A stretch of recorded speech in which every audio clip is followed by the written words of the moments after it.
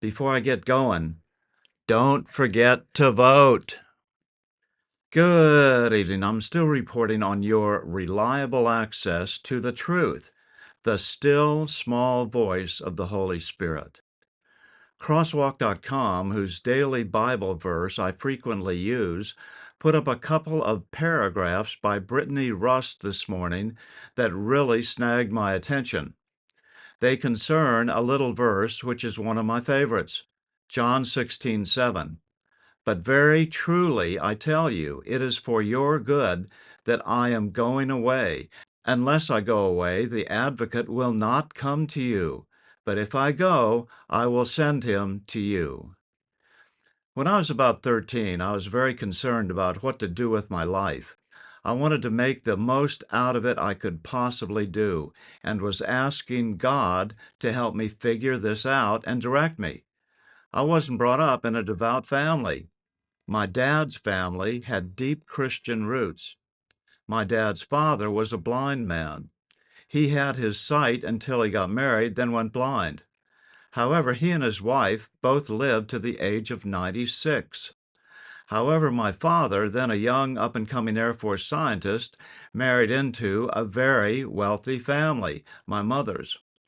However, Mom became deeply estranged from her family over her marriage to a commoner. My parents decided to only give us kids an occasional exposure to Christianity, but it was enough. I heard that there was truth in this world, and as a 13-year-old, while sitting in the top of my bunk bed one Sunday morning in Gardena, California, I pledged my life to the pursuit of truth, and the only place that I suspected I could get it was at a church. So off I went on my bicycle the very next Sunday morning to a church about 3 blocks away all by myself. I saw that there was a Bible study going on that day. Perfect, just what I needed. So the pastor was reading a passage out of the Bible and giving his interpretation of the passage. And suddenly I knew that he was wrong. I realized what that passage really meant. How could that be true? How could that possibly be? So off I went back home after one pass by the Japanese store to get 5 cents worth of Japanese candy to help stimulate my newfound Christian thought process. Yeah, right. So how could a kid like me possibly think that he knew more about a Bible verse than a mature Christian pastor? I had never heard of the power of the Holy Spirit before, but somehow or another I found out this was a real thing, maybe even something I could pretty much rely on. Over the years, I've learned to recognize when the Holy Spirit was talking to me and when not. The Quakers emphasize this one little passage where this still small voice is mentioned, 1 Kings 19:12. Out of the entire Bible, the Holy Spirit is mentioned 30 or 40 times, but calling it the still small voice happens only once. My point is that to a kid trying to figure this out, trying to decide where the truth lay so that he could pursue it, was it in tarot cards and astrology, or was it available only after getting a theology degree? But that's what my first Christian experience taught me. Even if you have a theology degree, there is somehow, somewhere, access to the truth that surpasses even a superb Christian education.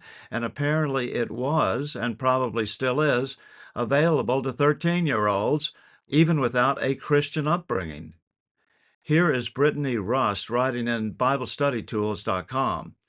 The Holy Spirit is a beautiful and powerful part of who God is. We need Him in our life as a conduit to become who God created us to be. And through His power, we have aid in all situations. Without Him, we are powerless. It's not enough to exist with the belief that the Father and the Son are first and the Holy Spirit is secondary. They are equal. All work together in harmony with each other. The uniqueness of the Holy Spirit is His presence within us.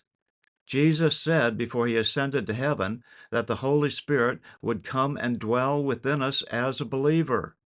With that, he empowers us to live victoriously for the cause of Christ and the glory of the Father. Again, in John 16:7, Jesus said, "It is for your good that I am going away. Unless I go away, the advocate will not come to you. But if I go, I will send him to you." Every doctor on TV says that we all need to boost our immune systems, and STEM Enhance does that in a unique way. By increasing blood levels of your adult stem cells, the backbone of your immune system, by over 30% in just 1 hour. Click on the link in the description box below for details.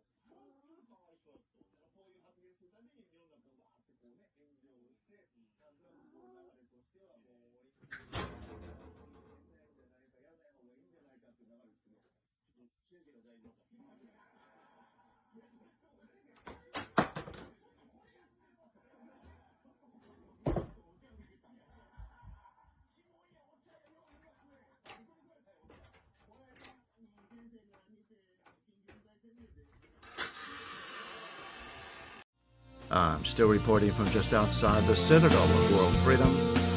Good day.